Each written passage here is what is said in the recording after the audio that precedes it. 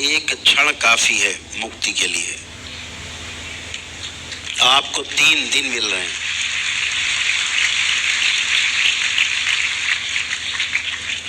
हमेशा ध्यान रखो, मुक्ति के लिए एक क्षण काफी है। आपको 3 दिवस दिए हैं दरबार ने, इनका पूरा सदुपयोग करना। केवल खाना पीना नहाने धोने में बेकार मत जाने दे। पूरी ध्यान साधना इस दरबार में रह के करनी।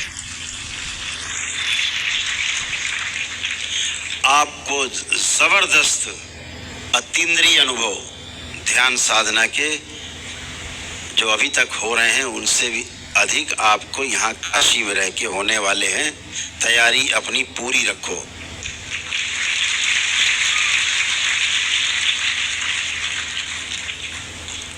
आज पूर्ण चंद्र ग्रहण, आज इस पूर्ण चंद्र ग्रहण भाद्रपद का की पूर्णिमा है और यह पूर्ण चंद्र ग्रहण कई मायनों में बहुत महत्वपूर्ण है।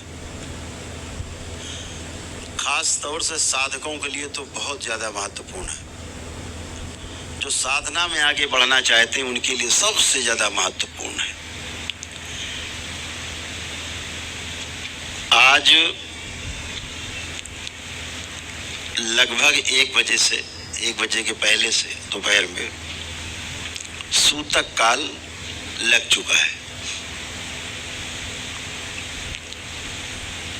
जो आज रात्रि 2:30 बजे के आसपास तक लगभग सूतक काल रहेगा, ऐसा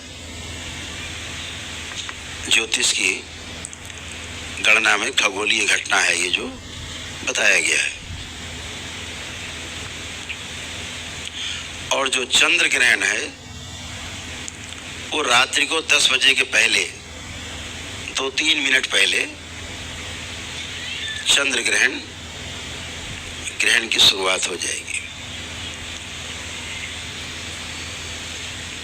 मध्याह्न के पश्चात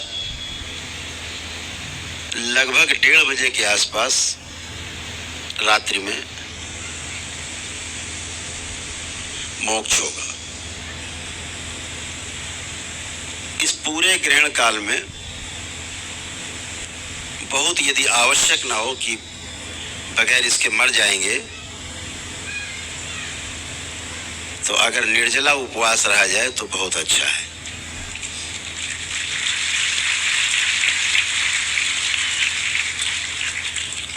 किसी को लगे कि हम नहीं रह सकते इसके बगैर तो जल पी सकता है। जितना अन्न कम से कम आपके शरीर में पचने के लिए रहेगा आमाशय में, आंतों में, उतना अच्छा है।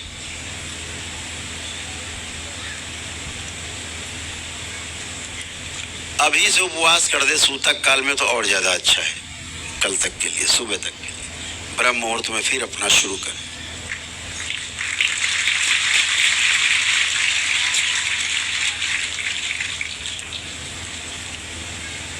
हमारे महापुरुषों ने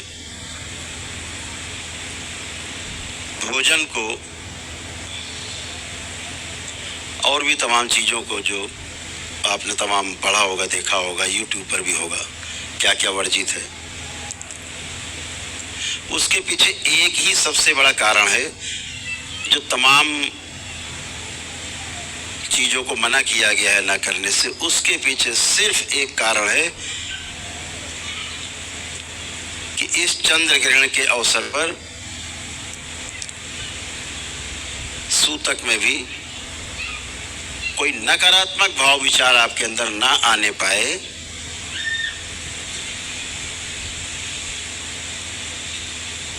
यही अल्टीमेट बात है कि नकारात्मकता ना आने पाए।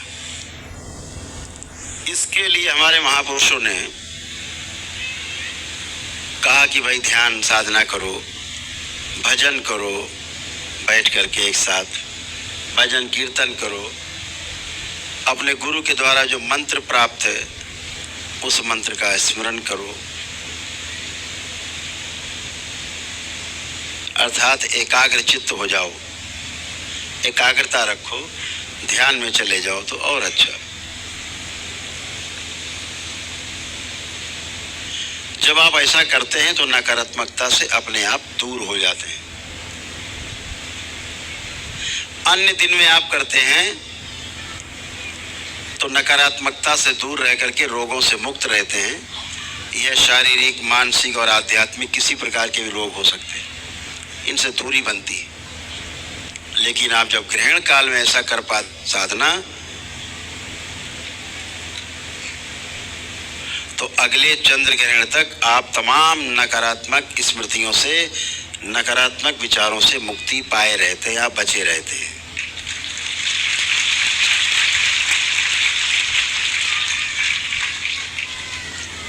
चंद्रमा का प्रभाव सूर्य की ही तरह हम सबके ऊपर बराबर बराबर पड़ता है, जरूर रहता है। अपने अपने जन्म के अनुसार जो ग्रह नक्षत्र हैं जिनमें जन्म हुआ, उसका प्रभाव जरूर रहता है।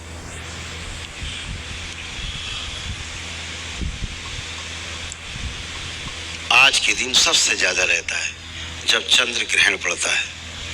यह ग्रहण केवल आपको ही प्रभावित करता है ऐसा नहीं है,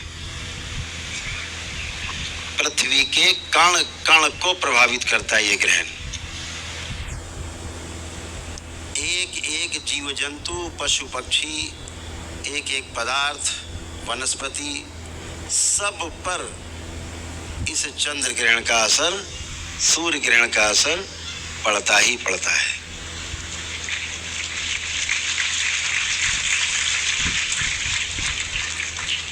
उससे बचने के उपाय भी हमारे महापुरुषों ने बताए अपने अनुभव के आधार पर।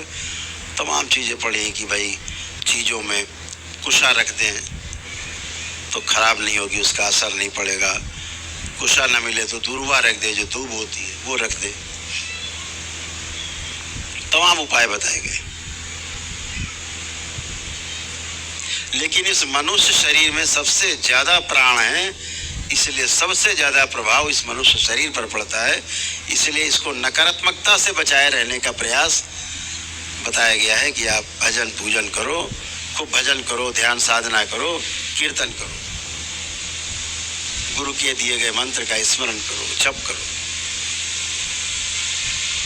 आपके दरबार की लीला कि आप में कोई नकारात्मक विचार आएगा ही नहीं विचार नकारात्मक।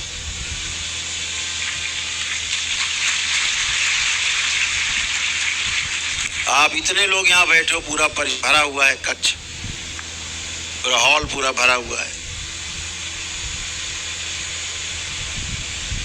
यहाँ जगह नहीं है और बैठने की। लेकिन किसी के भी अंदर एक नकारात्मक विचार नहीं आ रहा है, सब चेक करके बताओ। सारे लोग चेक करो, किसी के अंदर कोई नकारात्मक विचार आ रहा हो तो चेक करो, अच्छे से आंख बंद करके देखो। कोई गंदा विचार आ रहा हो, किसी प्रकार का गंदा विचार, कोई नकारात्मक विचार, अपने दुश्मन के लिए भी कोई